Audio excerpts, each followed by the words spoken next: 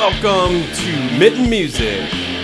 Season 4, Raw, Live, and Authentic. Episode 40, with Ken Freestone, ukulele player out of West Michigan, among all the other things that you'll find that he does, and Dave Purnell, owner of DP Creative Audio and Video. Well, Jeff, we have some friends that I randomly bumped into. I made friends with strangers out in Holland. You know, I work in Holland, Zealand area. I just bumped into these random guys and I liked them so much I invited them over to a podcast. Well, he had a sign that said, "Would you be our friend? Would you be my friend?" Right. Holding Exactly. it up, and we stopped. You know, just like So tonight Somebody had to. we have Ken Freestone and we have Dave Purnell. Welcome, guys. hey, Thank you. Thanks for Thanks. having Good us. to be here. Yeah. I met Hey, Dave. thanks. I met Dave through a work event, and we kicked it off immediately. Oh, yeah. And I learned that he had his own podcast studio, and we just built the podcast studio at my work, and we had been doing this. So I was like, "What?" We just got talking. Yeah. And then I told him about our podcast, and then he told me about Ken Freestone. So we It's were like, you got to meet this guy. So he introduced me to Ken, and we had coffee, and we all kicked it off. And I was like, "You guys have to come on. This is going to be Yeah. great." so good to be here. It's Yeah, been, what, 2 months we've been waiting for this. Yeah, Exactly. yeah, Bated yeah. breath. It's been a while. You know, we try to do that. We try to build up that suspense. Yeah. So, you know, it's like, We've been exciting. parked out front for weeks. So waiting. They were ready to get in.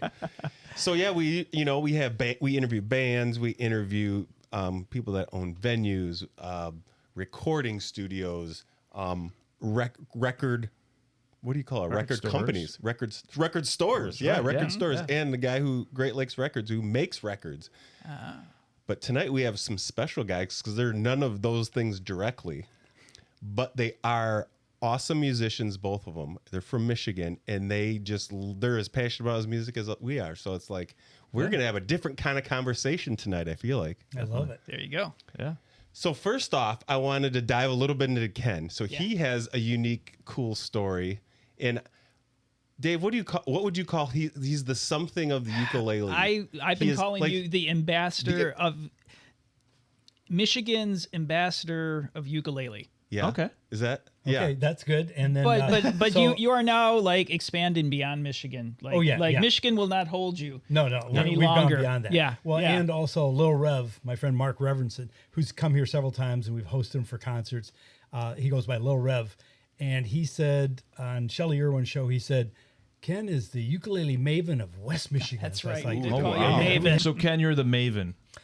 the ukulele maven of West Michigan. What the heck is a maven? You know, that's a good question. It sounds cool. It sounds damn cool. Yeah. I think so. Yeah, I think it sounds great. Well, Lil Rev said it, so I'm happy with it. You know. So, you've been playing ukulele your whole life, right? No. This is the Go surprising figure. part. That's the part. So, you know, I played a little bit of guitar and still have that same guitar, a nice Takamine Dreadnought from the 70s, and bought that, played it for about a year. And then Okay. I moved it around the country, and I still have it. I still move it around my office occasionally. And about 8 years ago, I said, "All right, this is the year. I'm playing guitar. I'm getting back into it." And damn it, I was 61 years old. My hands don't work as well as they did before. It's like, this is hard. This is really hard. So I contacted a friend of mine who busks downtown Holland, Okay. Country Joe, Cowboy Joe. Yeah. He plays downtown, and he's somebody I've known known a long Joe time. forever, and- too, yeah. So I said, "Hey, Joe," he plays ukulele, and I said, "Hey, can I buy one or borrow one?" He goes, "Yeah, I got a couple for sale." So I bought a couple ukuleles from him, and I haven't stopped since. So Wow. I've been playing for 8 years, and I play every day. I mean, You do. I literally play usually an hour, minimum an hour a day. And I found out first day I'm playing a song. It's like, holy cow. It wasn't good, but I was playing a song, Yeah. and it's like, oh, this isn't so hard. And then I've just gone, Every music teacher wants a student like you. Right. Like, I would think you so. practiced like 10 hours this week?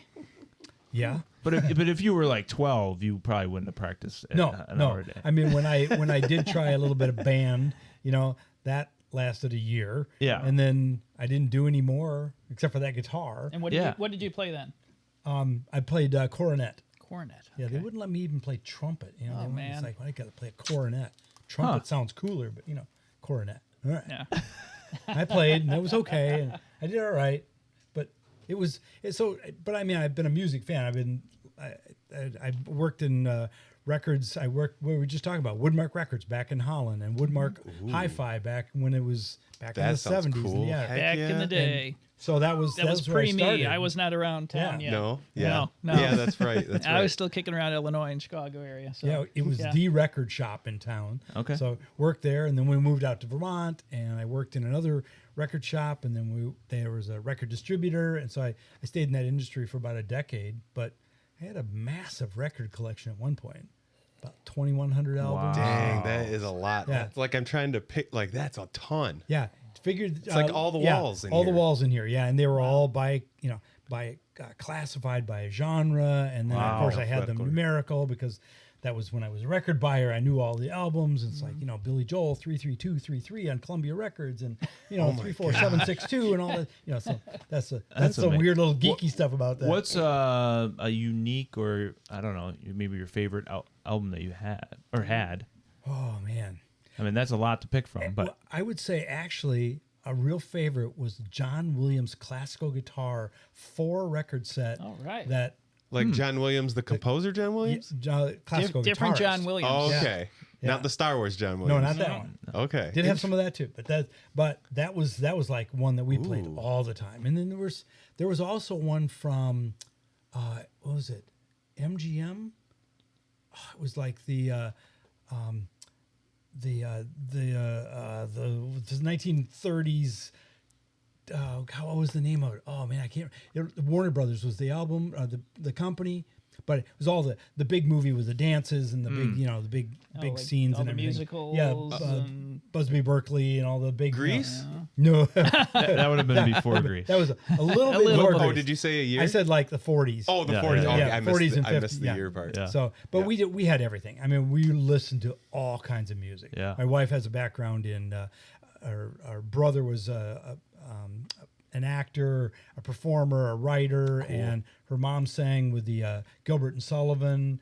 And Lorma is just a magical. My wife has a magical voice and almost perfect pitch, and so it's all music. Yeah. I grew up with my dad was a square dance caller, so that was what I had growing up. But then I showed him what Led Zeppelin was like on his big sound system when he wasn't in the house. Oh, That's yeah. what I got to listen Yeah. to. That's So awesome. that That was is so cool. So you've been around music, you loved music for so long, played that guitar for just a moment, but never was a musician really until the last 8 years. Yep. So what made that transition? Like you said, you picked up a guitar a long time ago, never really played it very long, and even now I get it was a little more difficult to pick up the guitar and start now. But what made the ukulele so easy to get into? Well, it was accessible. I mean, number one, it was like honestly, with a couple of fingers, you can be making some good sounds. It's like, hey, Two less strings. I'm playing, two less strings. I can play a song Less in your with hands. 2 chords. And when I found out the Rolling Stones only played 3 chords in almost every song, Yeah. like what? Golden. This is So that was the stuff. Just discovering music, Yeah. and the shape of it and the form and that was just fun. And I was like, wow, I didn't know. And I tell people I didn't know it was so easy. And that's what I wish everybody knew, that how easy it is to play music. People say, well, I don't have a musical background, I can't play. It's like, no, I can get you playing a song right away. And all of a sudden, wow, I'm having a good time. I'm playing a song. Yeah. And my big thing over the last couple of years has really been more my voice. Okay. I had somebody say to me, my friends Diane and Lisa, who play down in South Haven a lot and down in the southwest part of Michigan, and they have an open mic that I go to every month. And they said, Ken, we would love for you to sing with us. Oh, I said, that's great. They're professional. It's like, really? You want me to sing? Yeah, if you could leave your ukulele at home. I said, I was like, really? And they go, no, we love your ukulele. You play beautifully, but it's almost like a barrier to your voice. Wow. You're really? concentrating so much on playing that we know you can do better. And so we've done a couple things. It's like, oh, without the instrument, it's like, okay, it's all voice. There's my instrument. really So concentrate, I was able to concentrate on it because, as I've told people, and you probably do too, Dave, in lessons, it's like, well, okay, you're starting to learn. Don't try and do everything at the same time because you've got rhythm, you've got chords, you have your voice, you have like 5 things going on at the same time. So don't try and do all of them. So there's me. I'm trying to do voice now is a big part of it. Yep. So yeah, Cool. Very cool. So where do you play? Where's where or what? Yeah, where? I mean, it sounds like you play every day. Well, but where do you actually last night I played at they had a moth style event, a storytelling event last night, and so they asked me to open it up with a song, and then at the break open it up when everybody came back after break for another song. So I did 2 originals last night. Okay. Since it was a storytelling event, I thought, well, I can't do somebody else's cover. I better have my own song. So I had 2 songs I did last night. Cool. I need to hear those. Yeah, you haven't heard those I yet. have not. Yeah. And Ken, you're also your sweatshirt tells a little story. When I talked to you, I didn't know if a permanent thing, but you were the director of the Holland Arts Council, Right. Right? Yeah. And did you just recently become the director over there? Yes. Boy, how long do you have? I remember you told there was something more than just, hey, that's who I am. Like there was a story about it, or So what week is it? It's either my wife's in charge or I'm in charge. Well, my wife was the director of the Arts Council for 12 years. Oh, Gotcha. okay. She retired in 2018, and we're still involved in doing a lot Sure. with the arts. She's a professional artist. And last fall, just a year ago, they asked both of us to come back. They asked her to come back. She said, not unless you hire Ken to come back too, because she says, I don't want to work that hard, and I don't want full-time work. And so we both went back and worked as directors as they were transitioning to a new director, finding a new director. We hired somebody. We went through the whole process. We raised enough money for the whole year. We hired somebody. The person only lasted 49 days. So it was like, oh, that didn't work out. Bummer. It was an okay scenario. That person's gone. And after a few weeks, they were like, wow, we got to get going hiring somebody. I said, you know what? The staff is challenged right now. They're all great staff doing wonderful things, but they've had a director that left and another temporary. Then they had 2 other directors come in. Then they had another person come in. They said, can we just relax for a little bit Give them and some just do our job? stability. Yeah, a little Yeah. stability, a little space. So I just said, I got this. I'll just be the interim director for a while. Let me just handle things, and everybody's doing a great job. I'll raise some money. I've got some other projects I'm working on, and so I'm there as the interim director, and they like me. They give me shirts like that. yeah, that's They cool. gave me a shirt today. They bribed me with a shirt today. Yeah. I like it. And you started your strum and Yeah, so I got a sketch and so I Sketch and host strum. a sketch and strum every month. I wanted to.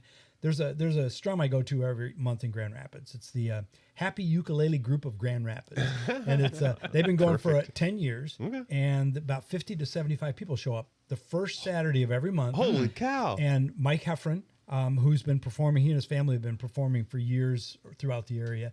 He runs a strum every month. He curates an hour of music, a little open mic in the middle, and then the rest of the time is like pick a song. He throws it up on the screen, and we all play a song, and everybody can lead a song or not, and just play along with it. So I wanted to do one in Holland, so I opened it up to it's called Sketch and Strum, and it's any acoustic instrument. So anybody who wants to come with an acoustic instrument, and we have usually stand-up bass, we have fiddle, we have dobro, banjo, harmonica, ukulele. I'm trying to think if we got any other. I think somebody brought a cajon a couple times, and a couple of bodhran, the drums, and so. But then we also have the urban sketchers are there. So this is a group that does sketching all over, and there's urban sketchers all over the country. And these, matter of fact, some of these people travel. Like when they travel, they meet up with urban sketchers in other countries and other places. Wow. Holy I cow! did not know So they that. do all these cute little fun little illustrations, but they sit there and they'll pick a performer and they'll sketch them or sketch that group or whatever. And so it's every month, second Wednesday of every month, we host it at the Arts Council. Okay. It's a couple hours. I put all the screen music up on the big screen, chords and lyrics, and I just kind of get everything started. I have some people that help lead some of the songs too, and I usually put some popcorn out and bring out some beverages and say make some donations, and so that's become a nice little. We had I think 25 people this month, and we had 30 people last month, and it's just fun. Yeah. It's just Heck yeah. just fun to do that. So those are the kind of things that I'm just having a blast, just getting these things going, and also hosting artists and musicians that are coming through the area, and Yeah. so it's been a lot of fun just to dive into it and just do it. Yeah. That's great. That's really cool. So I have a little moniker. I go by UKEn, so UKE with a little N, UKEn. And I always say to people, if I can start playing an instrument at 61, you can too. So there's my little Tagline. dad So joke. you There gotta you go. start ukulele, buddy. I might have to. There you go. I might Never have to too do it. late. Yeah. Come on can do over. it. So, Dave, how are you involved with Ken here? How did you guys connect? Goodness. I feel like I've known you for probably 15 years. Yeah. Just community stuff, Chamber of Commerce stuff, city stuff, Arts Council, that sort of thing. Yeah. And like 6 years ago or something, that his wife, Lorma, we were at an event at the Arts Council, actually, and I didn't know you both as well, but she's like, hey, do you teach uke too? And because I would like to get my husband some lessons. I was like, that'd be great. I'd get to know Ken better. And so that started coming to the house, and I started giving him ukulele lessons. He's much better ukulele now than I am. I'm a guitarist. But he had to start somewhere. But he had to start At one somewhere. point, you were better than him. Yeah, at one point I was. Well, yes.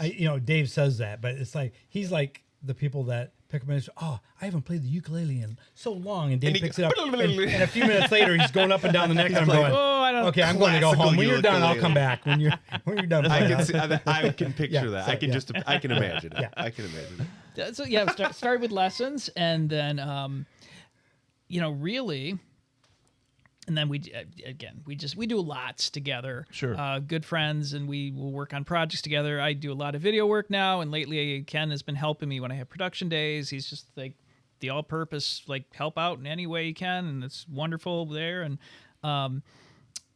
but I think basically when COVID happened, that was when you really took off. Yeah. Because we were taking he was coming to the house doing lessons, and then when COVID happened, I was able, thankfully, with Zoom and all, to go online, and I was able to keep most of my students during that time, which was great. I love teaching in person, so it was great to get back in person, but at least I could keep things going. So I was, seeing Ken via lessons there, but you like got on the internet and you started getting in all these groups and meeting people and like posting a song every day. Like you would do you can talk about that, but like he just put himself out there like nobody, that I've seen. Not much else to do And when I'm locked down. He is just such a major connection guy. Like you just get out there and make connections and meet people, and so you exploded basically during COVID. Oh yeah. Yeah. So talk about that, because you can tell better than I can. Well, it has been a blast to get to know people. I honestly correspond with people around the world every week now with ukulele and just conversation and stuff now. But there were all these groups that were having, all these festivals that were going on that, well, we can't have the festival, so let's do an online event. Yeah. And so they'd have a featured, it'd say, hey, who wants to do an open mic and do a performance? So I'd pick a song, somebody else would pick a song, but we got to know each other. But it also just became a really fun resource, because they're like, hey, I need this. And it's like, oh, I know who has that. I connect people. So it's like, oh, you need to connect with this person. So I got a chance to do that on a global scale with connecting people. And even my friend Cynthia Lynn, who's probably one of the #1 ukulele instructors in the world. Yeah, she's all over the internet. She's all over the place. And I named her newsletter for her. It's according to Cynthia. According to Cynthia is her name. So that became like, oh, hey, I need a name for my newsletter. And of course, I have a background in teaching creativity and stuff too. So it's like, here's 100 suggestions. And so I came up with this whole list. And Ken she was goes, AI before AI. Yeah, truly. Yeah. And we'll talk about AI. That was too soon. But so, I just put it out there and just said, well, here's my suggestions. It's like, oh, great. Hey, I picked one of Ken's. That's great. So got to know Cynthia. And so, even met her for the first time face-to-face last year at a festival in Lansing, Mighty Uke Day, which is every year. It's the 15th year coming up, 16th year this year coming up. But I met her last year for the first time, and when we got together, she's like, well, Ken, last time we saw each other, I said, Cynthia, we've never met in person. Oh, you're right.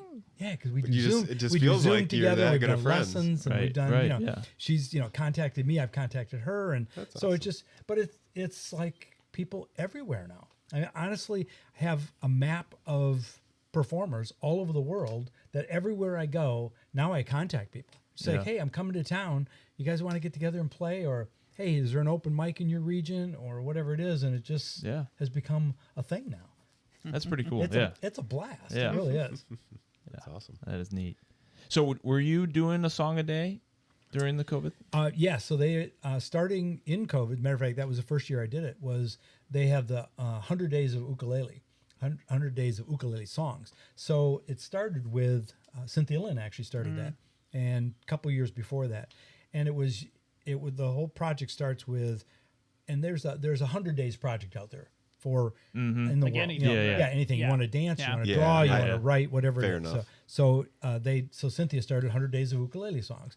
So you'd pick a different song every day, record it, put out the video, and post it. And post it in our Facebook group. So we've got a private group there, and I post a lot of them publicly too. But we post them in our Facebook group because it's also like we're very supportive of each other. Even if somebody's not really good or just getting started or their voice might be a little bit off, it's like, yeah, good, go for it. You're doing it. All right, let's get it. So it's been really encouraging for people too, and for me too. But we did that 100 days project, and I mean, I got through the first year, and then I did the next year. Next year, I did it this year again. So there's about probably about You've got a lot of content out there 2,000, now. 2,000 people that He start does. each year. Yeah, we've about 300 of us finish each year, 350 finish each year. Oh, wow. Wow. Yeah. That's impressive. So yeah. it's fun. So, and it's changed a little bit too, where it isn't like, oh, you don't have to do a whole song. If you're working on, I have a friend who is, he's in North Carolina, and he decided to do finger picking. That was what he was going to work on during the 100 Days project. So on Monday, he'd start a new song. And of course, it sounded real ratty and real rough. And then he'd post another the next day and another the next day on the progress that he's making. By that Sunday, he's playing the song and he's finger picking it. He's like, oh, this sounds good. And that's his song for that time. And he picks another song, works on it for another week. And so it was exercises or a little snippet of something you're working on just to show you're doing something every day. Right. Yeah. And so, and we're all out there to encourage each other and help each other. And advice, we've done like, hey, what's your technology you're using? What stands are you using? What's your camera? What's your, and then we'll have like, oh, we got a little Zoom going on. Let's have a conversation about what pedals somebody's using. Yeah. So it's just fun to be able to have these different conversations and help people with the resources. Do you ever find though that, you've done it several times now, that it becomes, is there days where you're like, I got to do one more? Yes. There are a lot of days like that. Because it's all consecutive. It's not like you get, a week and then a week off or whatever, Right. or a day here. So And there are some times when it's like, okay, I've got 4 songs I'm going to do. Let me see. I'll get caught up. I'll do one in the morning. I'll do one later in the afternoon, maybe one late at night, and I'll do 2 the next day or something. So sometimes we do that too. Yeah, yeah.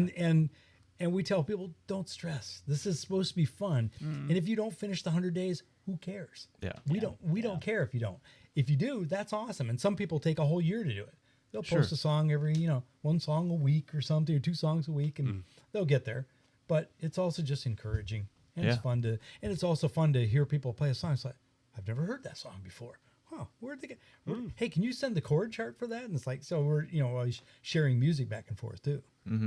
yeah. Wow. I dig it. That is really cool. So it's fun. Yeah. I told you, man. He's passionate about. He is very passionate about. So have we been saying it wrong? Am I hearing you say ukulele? You can say it both ways. Or now, it's not wrong if say ukulele. No, that is fine. You may say Okay. ukulele. I tend to go back and forth. If I'm with my ukulele friends, I try and say ukulele. If I'm just somebody's talking about, it's ukulele. That's fine. I always feel bad because I am a music professional person, but like I always say ukulele. I should say That's okay. ukulele and be, Us mainland people can say Yeah, ukulele. there you go. If you go to the island, you better say ukulele. right. It's just like, You'll notice. they'll though, just there's like that. get back on the plane and go back difference. to the mainland and get out of here. Cool. Oh, that's so cool. So Dave, you're a guitar teacher. I'm a guitar teacher. Yeah. That's one of the things. One of the things I do. Yeah. I'm getting the theme here with you two guys. You got a lot going on. Yeah. Is it classical guitar? So, that you teach specifically?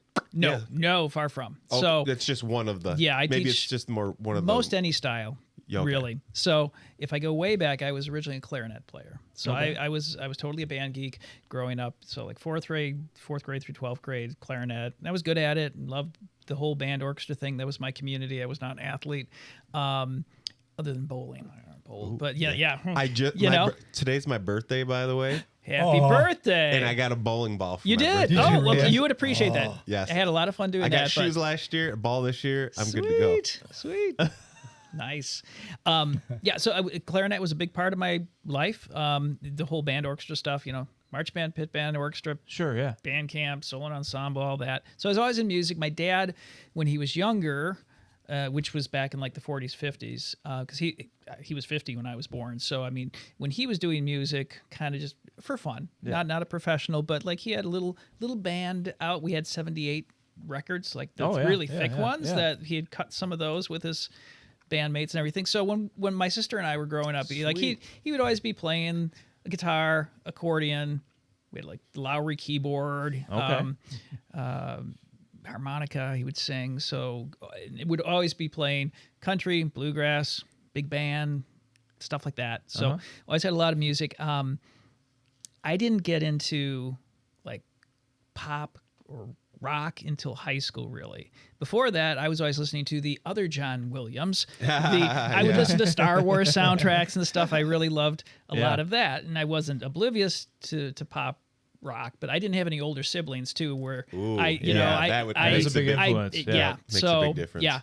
And then in high school, I really got into classic rock. Loved that, and clarinet. You just can't. It's not really a solo sort of like Right. Let's play some Led Zeppelin on the clarinet, and My favorite. and yeah, I know.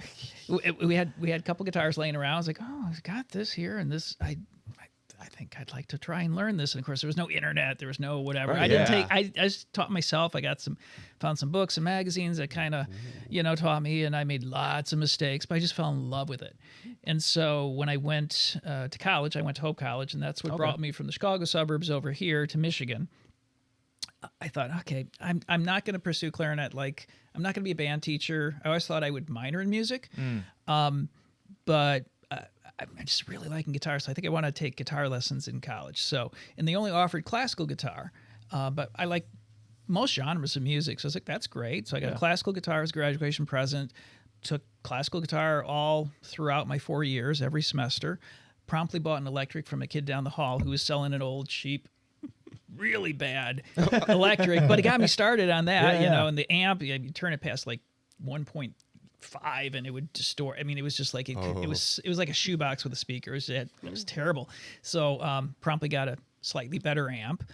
And then you just work your way up, getting better instruments, learning more. And so I was working on the solo fingerstyle stuff, thus the nails in this hand. So any classical player will have nails in the right hand to pick with, and a lot of steel string players will too. If you go down to Nashville and everything, I mean, so many of those players down there do finger picking. They got the nails. They might have acrylic tips or something. All that. Yeah, I mean, it's fancy. Nail care is a big thing for finger picking players. It makes sense. Yeah, it is. I never thought. Yeah, I never. But makes sense. It does. So, anyways, I've always I've been in guitar. I ended up taking a year off after college to kind of go like, well, I'm just gonna do the next big thing. Just gonna stay in Holland, and there was a great store back in the day, Dell's Music Center. Yeah, and I remember that. Del Langians was a luthier and built handmade guitars, and he was building for some of my kind of guitar heroes that were like people like Phil Kagi and Tom Brush, and then like you know what? I feel like I know who he is because you told me about him like when last time I saw you. I think that you've told. Yes, that's I know. So it's like here's this guy has this all-purpose mom pop shop, full range, but he was building these world-class instruments in the back that he'd send all over the world. That's pretty cool.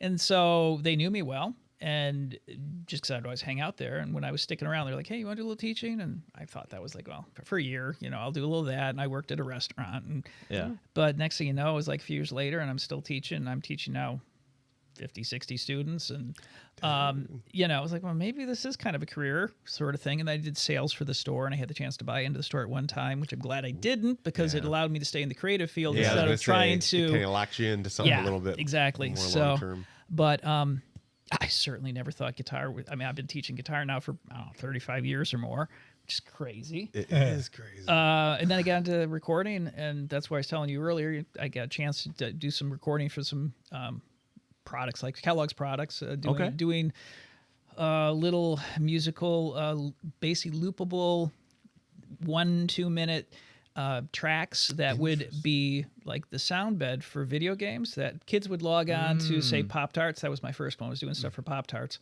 and they'd play games, and they would they each needed their own little sound bed, and I would compose stuff like that. A lot of other assets. There was one that was really cool where you could make your own guitar solo. So I had to record.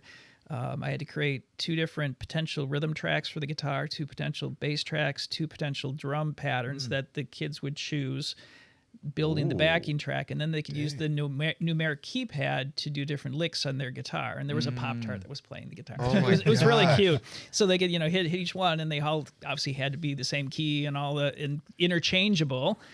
So it was a good challenge, but they could record their particular solo and then save it, send it to their friends. Here's cool. it was really cool. So anyways, did stuff like that. Michigan music, Jeff. This is Michigan There you music go. right here. Right This here. is what I'm Pop-Tarts. talking about. Yeah, that's So- right. We got to think out of the box. Michigan Out of the music box. with your breakfast.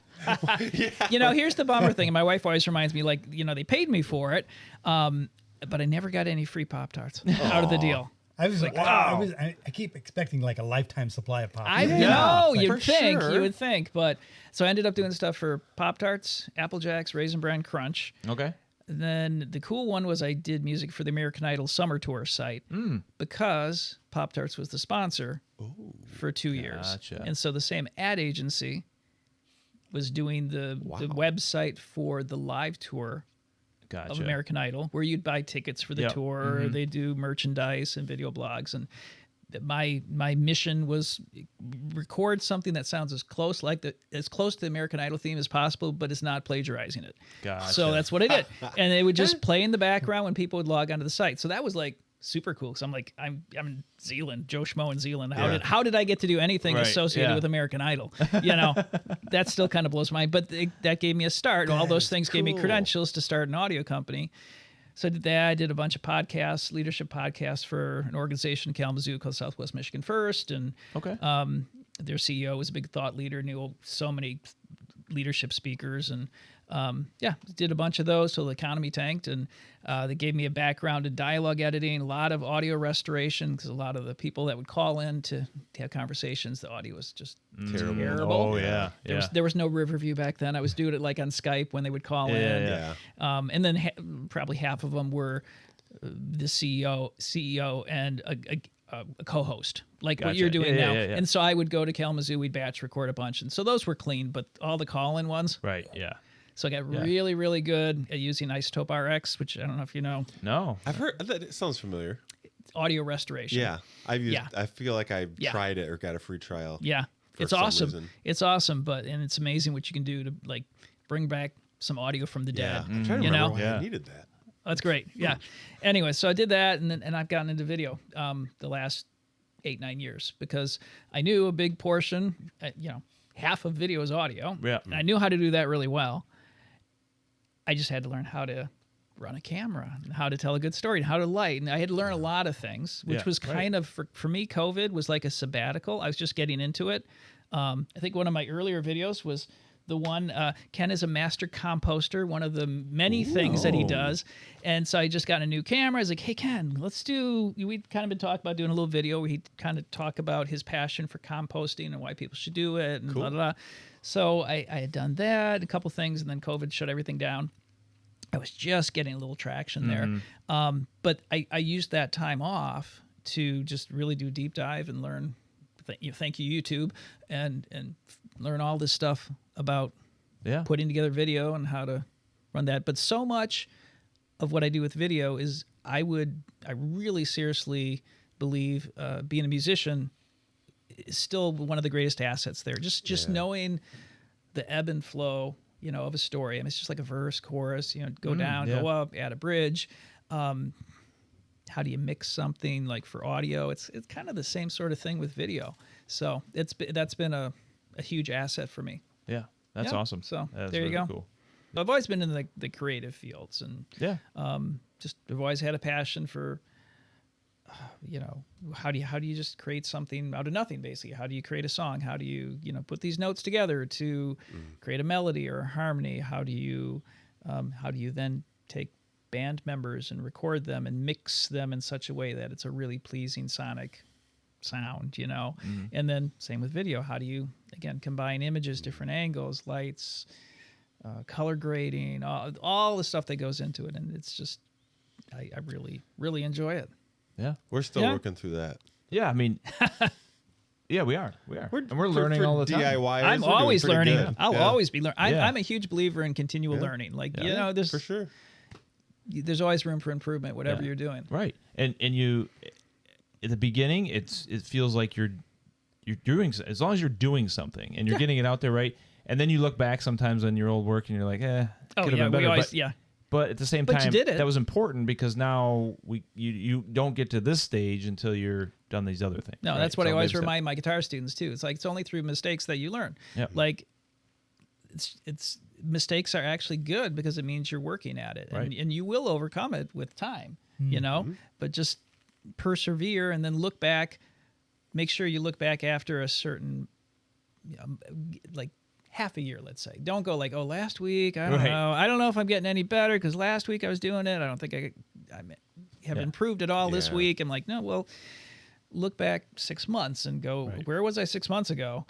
Oh yeah, I'm a lot better. And you made a lot of mistakes to get to that point. So yeah, Yeah, and you're right. If you don't have the something to look back on, you really don't realize the progression you've made. no, yeah, So that's really important to have those little markers and timelines Yep. along the way. yep. I mean, you haven't had any of those, right, Ken? No, I mean, no, I you- don't. Well, I don't look he's an back at exception to anything. the No rule. mistakes. I never make a mistake. I was like, no, I don't have the kind of mind that can like memorize lots of songs. So I mean, a lot of stuff it's on my tablet or I've got books of music, and I've stopped trying to be like, oh, I've got to memorize every song because it was taking so much energy to try and do that instead of why don't I just play the song? And yep, I'm looking at a sheet music. I'm playing a song, but I'm having a great time, or I'm getting better at it. And you learn how to work on those mistakes. It's like, don't go get to that song, you make a mistake. Don't go back to the beginning and start again. Just work on the part where you're making a mistake. Yep. And then go play it through it. And it's like, oh, now I'm playing through that. Oh, made another mistake. Work on that one for a little while. So those are things learned along the way, as opposed to, I got 3/4 of the way through the song and I screwed up again. Oh, let me go back to the beginning. It's like 3 hours of getting to the same Yeah, spot right, and right. making the same mistake over again. So would you say you can make mistakes? Man, Where did you get that? Yeah. I'm going to use that one. it took me like There a you go. minute or so. That's great. So, Ken, you mentioned you have these connections throughout the world. Do you travel and play across the world at times? Well, I've started to. So I was going to say it's a good segue into was a this good summer. segue. Yeah. So, Yeah. I mean, 2 years ago we were out in Vermont, and I contacted somebody out there and just said, "Hey, where are some open mics in your region?" And somebody gave me some open mics, and I ended up going, driving an hour from where we were staying to go play this open mic. And then I met some people there that introduced me to some new people. And so, it just kind of went on and on, and had somebody I had not met before, except for we had done a couple of collaborations online. We have a couple of apps that we use. Acapella is one of them, where I can record something and then invite you to play. You listen to me playing and you record your section, and we can do up to 40 people can do it at the same time. But I had some people that I had only met through some collaborations or through the 100 Days project, and they came up to see me at the open mic. It's like they drove an hour to come and see me play in an open mic when I'm in Vermont. And every place I went along that trip, I had instruments with me. And every time we got together with some people, it's like somebody said, "Oh, I play guitar." I said, "Well, I've got a baritone ukulele, and it's tuned like a guitar." "Oh, is it really? Let me see it." And all of a sudden they're playing. I'm like, "Okay, I want to play some songs together." "Sure, let's do it." So That's just cool. having instruments with me all the Yeah. time has made a huge difference. And then just being able to offer them to people when we're out and about. But this year has been like a monumental year for playing with other places. So last December, I was asked to be a part of a group of 45 ukulele players, and to play with the Washington, Pennsylvania Symphony Orchestra. Wow. That was not something on my bucket list. Like, I'm going to play with the orchestra. Yeah, And that's so crazy. we have somebody who works for the Washington, Pennsylvania Symphony. She's a violinist and a cello, and she's their librarian. She can compose and score, and so she plays ukulele, and she teaches all over the world. the ukulele. And so she called a bunch of us and said, I'd like you to be part of this. And that's from the 100 Days Project. Again, okay. People always like, Ken, I want you to be part of that. And Sherry, I want you from Michigan. And I want Cheryl over here and all these different people. So we had 7 different states and we had 42 players. And we rehearsed every Monday on Zoom. And we had 2 in-person rehearsals in between. One was in Dearborn. One was in Columbus, Ohio. I went down there for the weekend. And we did rehearsals every week, and then in March we played with the Washington, Pennsylvania Symphony Orchestra. Wow! And we did 3 songs with them.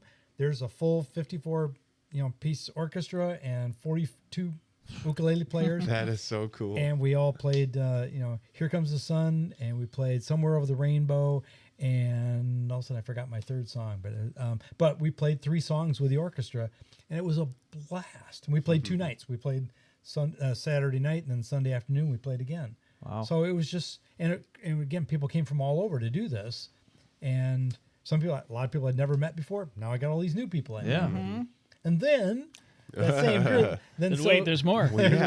So this past summer, we went to beginning of August. We played with the Dublin Irish Festival. Okay. Dublin, Ohio. I always got to give that little gap there. But it's one of the largest Irish festivals in the country, and the same group of people, had 35 of us this time, all played with a band called Gadon, and they're amazing. They were just like fantastic phenomenal band. And we played 3 songs, 3 nights on 3 stages with them. Wow! And it was a blast. Cool. We did the same thing. We rehearsed. Did some in person, but we did Zoom rehearsals and we had to, and this was one where we had to memorize the songs. Okay, we're on stage. There was no room for music stands on the stage. Yeah, right. It's like, okay, we're kind of crammed on this stage, and there's 32 of us up on stage with this 5-piece band. And we played 3 nights, and God, it was awesome. So It was fun to see. Yeah, we Yeah, had a group Dave of and Becky friends came that we down, trucked up and we hung out for the weekend Heck and yeah. watched the shows and took in the festival. And Yeah. this guy was having How was a riot it was a blast. there. Yeah, yeah. I'm still So trying to much fun. picture 35 to 45 ukulele players together playing at the same time. Oh yeah. That's something. That's Yeah. cool. So we'll send you. We'll YouTube it up. I'll send you There you those go. links. Oh and yeah, stuff, yeah, too. send us that'd be yeah. great. If Yeah. you got So, links, send them over. both of those. And so next one is the group has asked me to try and get the Holland Symphony to do something. Oh, wow. We're working on it. I don't think it's going to happen for next year, but we'll in the future. And so far these things that I've been doing is like, yeah, let's do it, and we'll make it happen. Yeah, yeah. So we'll get it in there and we'll do something with them. But everybody wants to come to Holland because they want to do. So the festival we're going to do that weekend when everybody comes to play, it's called UKEn Bake. That's what it is, because I also am a bread baker and teach bread baking classes. And What? It's called Ken Bread in Holland. The question is, what does Ken not do? Yeah, No seriously. kidding. How many jobs have I had now? 65? 67 now, because I've added 2 more since we last talked. Yeah. So they want to do a bread baking weekend. They want to do ukulele workshops. They want to play with the symphony. They want to come to Holland in the summer because, hey, we got this. Oh, I thought you were going to have them come in January. We can play at the beach then. Yeah. No, I'll give you some extra warmth in January. I did play at the beach one January. So a bunch of my ukulele friends were posting like, from the islands, and they're the Caribbean, and they're playing places. from all over, and they're playing on the beach. And so I said to my wife, I said, all right, we're gonna go out to the beach and play. We're gonna go sing a song. She's like, really? It's like, so it was 9 degrees at the beach, and we went out and did about a 30-second song before we said, okay, it's really cold. We jumped back in the car and off we went. But I posted that out there to all my friends saying, well, we went to the beach today, and we, dressed in our big down coats and playing, singing. The instrument stayed in tune for about that long. Yeah, I bet. 30 seconds. Right. That's awesome. Oh, yeah. That's great. Man, you've got a lot going on. Right? I told you these guys were a riot, man. Yeah, this is awesome. They got stories. We got stuff. They do. For Very sure. cool. Got Well, connections? Yeah. We appreciate you guys coming on out and Sure, giving yeah. us some It's a time. pleasure. Right in the middle of the week. I love it. Where can people find more about you guys? Yeah. Ken, you want to go first? Where can they find Sure. Well, at the Holland Arts Council, hollandarts.org is where I'm spending a lot of time. but I do have a YouTube channel. It's Ken Freestone. Just look me up on YouTube, and I probably have about 400 or 500 songs on there over the last 5 or 6 years. Plus my compost videos are on there too. So you can compost. Just look up Ken Freestone Compost, and you'll find 2 professional videos shot by Dave Purnell, DP Creative Audio and Video. So it's so that's great, and I've got a band. I have a band now too. I mean, it's like that was not something I knew I was going to have. So PB and Jam is our band. Ooh. And it is All right. So I started playing at our senior center. I'm a senior citizen, so I started going to our senior citizen center, and we have a premier place. I mean, they've got everything from fitness centers to pickleball to music to plays to everything. Wow. And I ran into a guy and he said, "Hey, I heard you play the ukulele." He says, "We have a group that plays at Evergreen Commons. If you want to join us, every Tuesday we play for 2 hours, and there's a first hour is kind of Americana and hymns and gospels. That's one kind of group, and then the next one, a bunch of us wanted to stay afterwards and play longer." And so we said, "Well, can we just start another group?" So we started the second group called PB and Jam, and we play for another hour, and it's a lot of John Prine and a lot of Crosby, Stills and Nash, and play a lot of jigs and reels, and because we've got fiddle and bass and banjo and ukulele and guitar and harmonica. So we started playing together, and then we started getting some gigs, and we've people asking us to play at different places, and so played for Community Action House for 2 of their events recently, and fundraisers, and so nice. So anyway, it's just a great. So PB and Jam is our band, and we are, our new tagline, I think, is PB and Jam, the band. We're not very loud, because that was what Community Action House, they said, "We loved your music. It was great. It wasn't very loud. It was great. People could talk while you guys were playing. People could talk while the music was playing." So that's what we're going to go with. We're not very loud. Yeah. I like it. So that's it. We'll get PB and Jam on Mitten Music Fest. Ooh, Yeah. Mitten Music Fest. Putting together the ultimate Michigan music festival. All right. We joke about it. Someday. Someday that'd be fun. How are you, Dave? Cool. Like where they can find me? Yeah. Is that the deal? Guitar lessons, or you need some video? I teach guitar in Zealand. I honestly kind of booked up, and I'm trying to figure out, like, I've been so busy with videos. It's like, I need, like, how many students can I? And I now take my summers off and just focus from guitar teaching and just focus on video, because that's probably the busiest time of the year for me. Yeah. And my website for video is DP Creative Audio and Video. Well, actually, the URL is DP Creative AV for audiovideo.com, and you can see stuff I've done there. There's some old stuff if you actually go to my Vimeo site, which you can access via the website. I have old stuff where ages ago I was hired to compose a short little. Remember all the Pure Michigan ads that were done? So Ludington was doing a takeoff of that, and they were doing Pure Ludington, and so they wanted an original piece that would be the background there. So, and some beautiful images way before I was ever doing any video, but and that we kind of did a reorchestration of the theme, like for the fall and then for the winter, and kind of fun. Stuff like that is on there. Cool. I did some post-production for some family fair ads and whatever, but a lot of the current stuff, that'll all be the video work that I've done. Sweet. Okay. Cool. Great. Like it. There you go. Thank you, gentlemen. Yeah, thanks, coming guys. on out. Yeah, Thanks you. for having us. It's fun. Absolutely. Yeah. And when do you want to start your ukulele lessons? Ooh. Right now. If you like this episode, check out all of our episodes on your favorite streaming platform, or even our website, themittenmusic.com. Or if you want short clips of our episodes, check out our socials. We got Facebook, we have Instagram, we got TikTok, and YouTube. We're all over the social media game. Make sure to check out some live Michigan music or listening on your favorite streaming platform.